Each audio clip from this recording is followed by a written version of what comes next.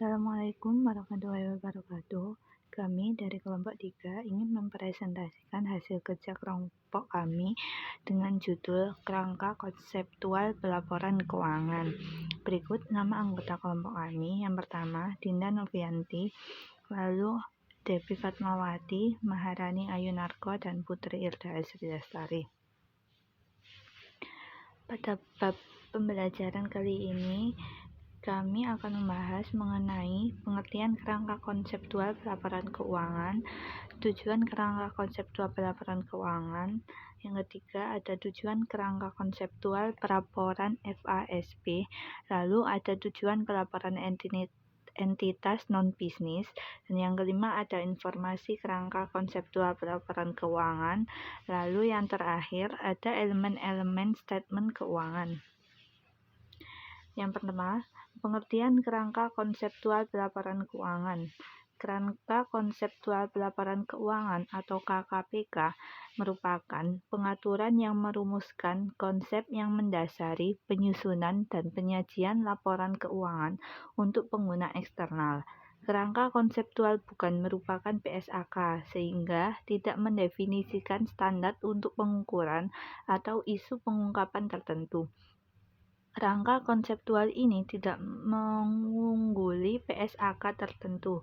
Jika terdapat perbedaan antara PSAK dan KKPK, maka persyaratan yang ada dalam PSAK mengungguli persyaratan yang ada dalam kerangka konseptual. Salah satu model adalah kerangka konseptual yang dikembangkan oleh FASB yang diwujudkan dalam seperangkat pernyataan resmi yang disebut dengan Statements of Financial Accounting Concept atau SFAC. Model FASB digunakan sebagai basis pembahasan karena model tersebut memuat secara lengkap penjelasan, penalaran, dan argumen untuk tiap konsep yang dipilih.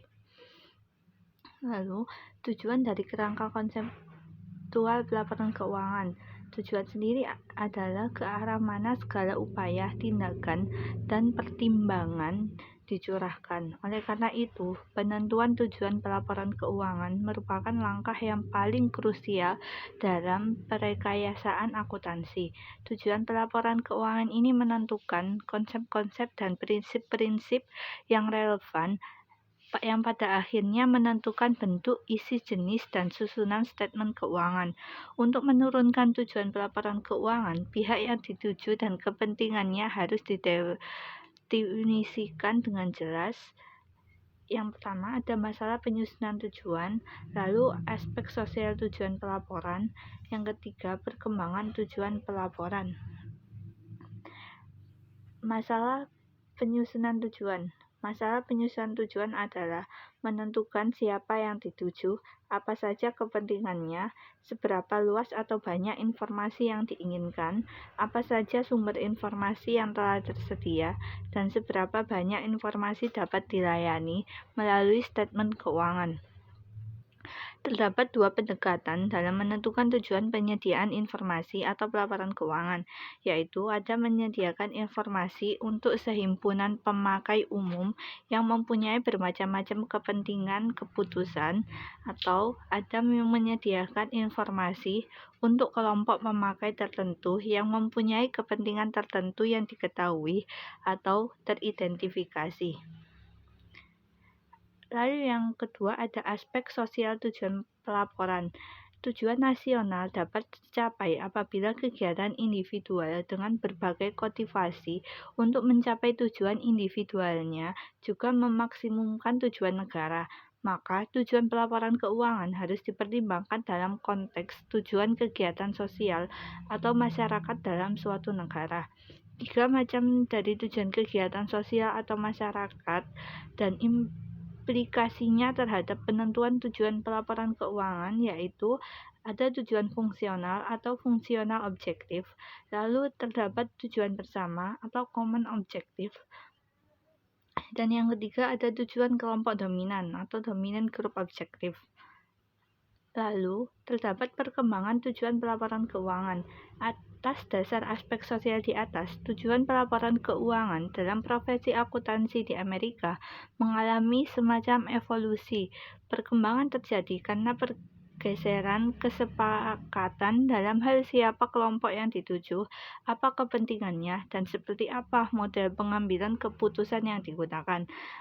Tujuan dari pelaporan yang diajukan oleh badan-badan sendiri yakni ada tujuan versi A-Sobat, tujuan versi APB nomor 4, dan tujuan versi True Plots Committee. Selanjutnya, tujuan kerangka konseptual pelaporan keuangan FASB. FASB menyatakan secara umum tujuan pelaporan yaitu sasaran pelaporan para pelaku dalam dunia bisnis dan perekonomian suatu negara. FASB mendasarkan penyusunan tujuan pelaporan keuangan pada 3 aspek landasan pikiran, yaitu bahwa tujuan pelaporan keuangan ditentukan oleh lingkungan ekonomik, hukum, politis, dan sosial tempat akuntansi diterapkan. Lalu tujuan pelaporan keuangan dipengaruhi oleh karakteristik dan keterbatasan informasi yang dapat disampaikan melalui mekanisme pelaporan keuangan. Dan tujuan pelaporan keuangan memerlukan suatu fokus untuk menghindari terlalu umumnya informasi akibat terlalu banyaknya pihak-pihak pemakai yang ingin dipenuhi kebutuhan informasionalnya. Adapun tujuan pelaporan entitas non-bisnis. Tujuan utama, yakni pelaporan keuangan organisasi non-bisnis harus menyediakan informasi yang bermanfaat bagi para penyedia dana dan pemakai lain, baik berjalan maupun potensial. Dalam membuat keputusan rasional tentang alokasi dana ke organisasi, terdapat klasifikasi organisasi pelaporan keuangan, yaitu dalam semua organisasi terdiri dari organisasi bisnis dan organisasi non-bisnis. Organisasi non-bisnis dibagi menjadi non-pemerintahan dan kepemerintahan. Pada organisasi non-bisnis kepemerintahan dibagi menjadi pusat, daerah, dan federal. Informasi kerangka konseptual pelaporan keuangan. Kerangka konseptual adalah pedoman bagi penyusunan standar untuk memutuskan apakah suatu objek kejadian harus diwajibkan melalui standar akuntansi dicapai dengan menggunakan data taksiran daripada tidak ada informasi sama sekali, dengan konsekuensi reliabilitas berkurang. Namun, walaupun berkurangnya reliabilitas berakibat berkurangnya kebermanfaatan, dimungkinkan untuk mempercepat ketersediaan data secara aproksimasi tanpa mempengaruhi reliabilitas secara material. Dengan begitu, ketepatan waktuan dengan angka aproksimasi justru akan meningkatkan kebermanfaatan secara keseluruhan. Keterandalan atau reliability adalah kemampuan informasi untuk memberi keyakinan bahwa informasi tersebut benar atau valid. Informasi akan menjadi berkurang nilainya jika orang yang menggunakan informasi meragukan kebenaran atau validitas informasi tersebut. Lalu yang B, ketepatan penyimbolan atau representational faithfulness adalah kesesuaian atau kecocokan antara pengukur, deskripsi, dan fenomena yang diukur atau dideskripsikan dalam akuntansi. Fenomena yang ingin direpresentasi adalah kondisi fisik, kondisi keuangan, dan kegiatan ekonomi badan usaha. Yang C, keterujian atau variability adalah kemampuan informasi untuk memberi keyakinan yang tinggi para pemakai karena tersedianya sarana bagi para pemakai untuk menguji secara independen ketepatan penyimbolan.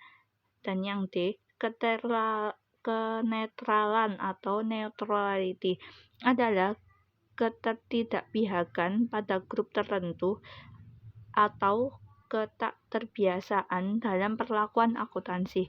Keterbiasaan berarti bahwa informasi disajikan tidak untuk mengarah ke grup pemakai tertentu agar bertindak sesuai dengan keinginan penyedia informasi.